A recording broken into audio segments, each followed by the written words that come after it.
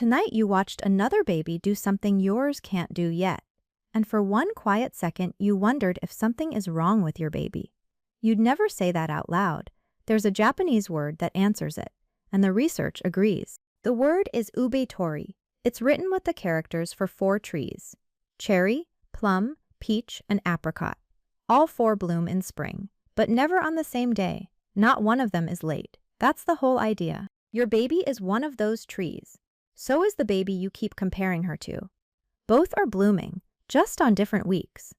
And here's the part that shocks most parents. The normal window is far wider than anyone tells you. The World Health Organization followed more than 800 healthy babies in Ghana, India, Norway, Oman, and the United States. They tracked when each one walked alone. The healthy range stretched from just past 8 months to almost 18 months. Read that again. Nearly 10 months of difference. And every single one of those babies was healthy. So a baby walking at 9 months and a baby walking at 17 months are both completely normal. Same finish line, different clocks. So when you compare your baby to the one at playgroup, you're not measuring health. You're measuring one random baby against another random baby. Both sit inside a huge normal window. The comparison feels like information. It isn't. Here's the answer in one line. The date doesn't matter. The direction does. As long as your baby keeps gaining new skills over time, the calendar is noise. Real warning signs exist, and we'll cover exactly what they are. Sarah found this out at a coffee shop. Her friend's baby was crawling across the floor.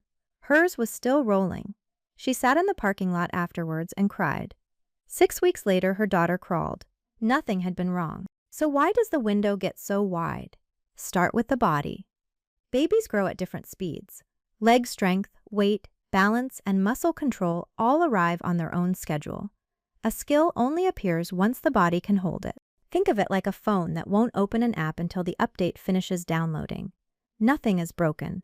The download is just still running. Your baby's brain and muscles are doing exactly that, quietly, every single day. Then there's personality. Some babies are bold and throw themselves forward. Others watch first and move only when they feel sure. Researchers believe this caution can delay a skill by weeks. It says nothing about ability, it's just temperament. Babies also tend to work on one big thing at a time.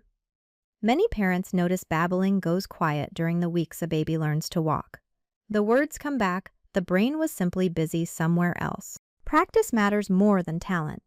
Karen Adolph at New York University filmed toddlers during ordinary play.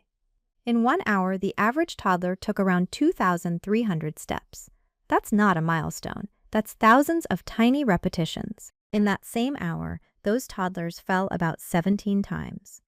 Sarah counted her daughter's tumbles on the rug one afternoon and gave up after 9. Falling isn't the skill failing. Falling is how the skill gets built. Now here's a fact that ends a lot of worry. In that same World Health Organization study, about 4 in every 100 babies never crawled on hands and knees at all. They scooted, rolled, or simply stood up and walked. Where a baby lives changes things too. That study ran across 5 countries. In some places, babies are carried almost constantly. In others, they spend hours on the floor. Different daily life, different practice, slightly different timing, all healthy. So what about those milestone charts on your fridge? They're averages, not deadlines. In February of 2022, the American Academy of Pediatrics and the CDC rewrote theirs. The change tells you something important about how charts work. The old charts listed what half of babies could do at each age. Half. So half of perfectly healthy babies looked behind on paper. Sarah's fridge chart had her convinced for months. No wonder parents panic. The new charts list what 3/4 of babies can do. Same babies, better question. And they added checkpoints at 15 and 30 months. The goal was simple: stop parents guessing and stop doctors saying wait and see. One more piece before real life. If your baby was born early, use her corrected age. Count from her due date, not her birthday. A baby born 2 months early gets 2 extra months. Your doctor does this automatically. Now watch this in real life. At playgroup, Sarah's daughter sat studying a wooden block for 4 straight minutes while another baby cruised the sofa. Both babies were learning hard. Only one of them looked impressive. Babies rarely move fast in every area at once. Some are movers, some are talkers, some are watchers. Many families notice the baby who walked late was the one chatting first. Ask any parent of two. Sleep is where comparison hurts most. Somebody always has a baby sleeping through at 8 weeks. Night waking is normal deep into the first year and beyond. Sleeping through isn't a skill your baby is failing at. Feeding splits parents too. One baby wolfs down puree at 6 months. Another gags, refuses, and mostly plays with it. For the first year, most food is practice. Milk is still doing the heavy lifting anyway. First words swing wildly as well. Some babies say a clear word around 10 months. Plenty wait until well past their first birthday. What matters more is whether she's trying to communicate at all.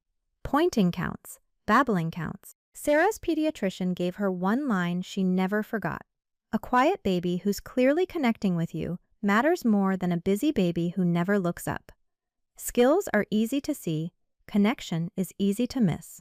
Out of the house is where it gets loud. The stranger in the checkout line asks if she's walking yet. The grandparent mentions that you walked at 10 months. None of these people have seen the research. Age changes what you compare. In the newborn weeks, it's head control and smiling. Some babies smile socially at 5 weeks. Others take until 9 or 10 weeks.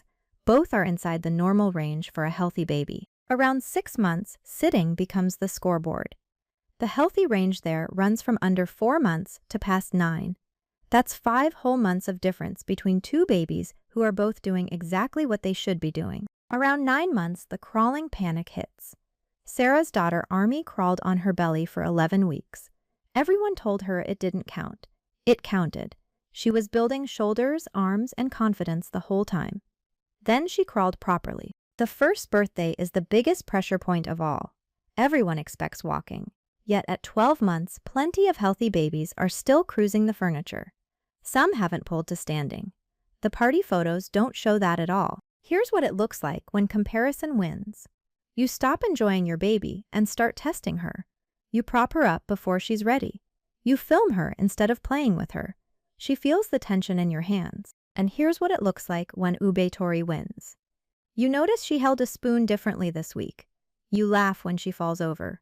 You stop scanning the room for other babies. The pressure leaves your chest. So how do you actually live this?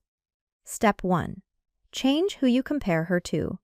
Compare your baby today with your baby 4 weeks ago. That's the only comparison that carries real information. Everything else is background noise. Step 2. Keep a tiny note on your phone. 1 line a week. Sarah wrote things like she rolled left today, or she grabbed the spoon. 3 months later, she scrolled back and saw progress she'd completely forgotten. Step 3. Use the milestone checklist properly. It isn't a report card. It's a list of questions to bring to your doctor. Print it, tick what you see, and take the gaps to your appointment. Nobody grades you. Step 4, and this one is the real rule. If something worries you, ask early. Don't wait and see. Doctors would far rather check a baby who turns out fine than meet one 6 months too late. Step 5. Give her floor time every day. Flat, firm surface. No cushions propping her. That's where the 2,000 repetitions happen. Tummy time counts even when it lasts 90 seconds. Short and often beats long and miserable. Step 6. Let her struggle a little. When the toy is just out of reach, wait 5 seconds before you slide it over. That small gap is where the effort lives.